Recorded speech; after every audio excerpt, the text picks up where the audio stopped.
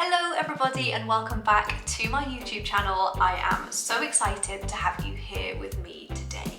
I am continuing my VAT series and I am over the moon to be talking to you today all about what you need to do when you have registered for VAT.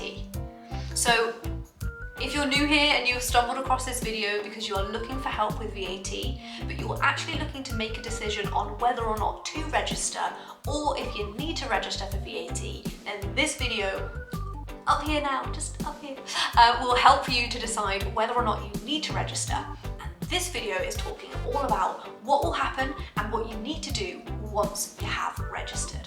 So if you're in the right place, get a cup of tea and join me as we talk about what you need to do once you've registered for VAT. Okay, so I'm going to kick things off by talking about when you need to start charging VAT. So when your turnover reaches the taxable turnover threshold for registering for VAT, which at the moment is £85,000, then you must start charging VAT from that point. You must start charging VAT on the first day of the month following the month that you hit the threshold. If you expect to exceed the threshold within the next 30 days, then you should start charging VAT immediately. And if you voluntarily register for VAT, you can actually choose the day that your registration goes live, and then that will be your transition day from the point that you start charging VAT.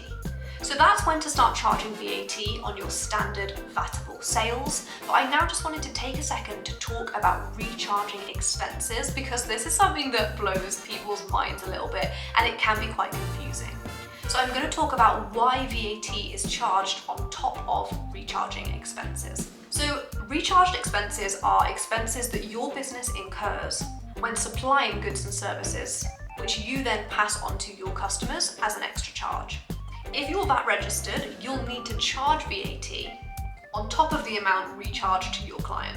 And this is even if the expenses that you've incurred are not subject to VAT.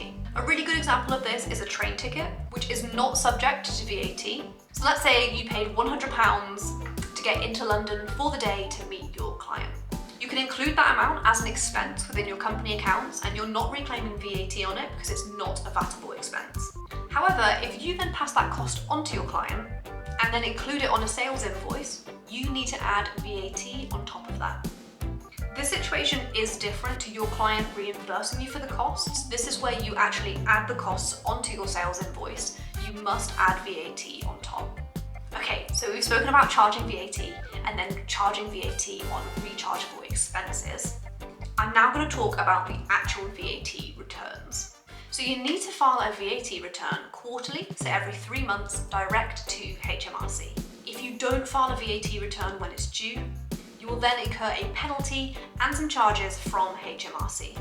With Making Tax Digital, you do need to use verified and approved HMRC software to file your VAT return directly to HMRC. Our personal favourites are software like Xero and QuickBooks, and we think they are great. So that's how often you need to file a VAT return, but how do you actually report and pay VAT? So for most businesses, a VAT return is required each quarter or every 3 months. And we use these VAT returns to actually tell HMRC how much VAT you've paid and how much VAT you have collected.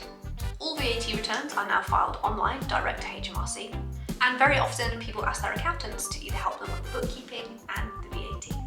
So VAT returns are processed by your accounting software, and depending on the value of your income and your expenses, you might need to make a VAT payment to HMRC, or you might even be owed a refund. So if you are following me through the VAT series, you'll now know what VAT is, what the different VAT schemes are, and actually what you need to do when you become VAT registered.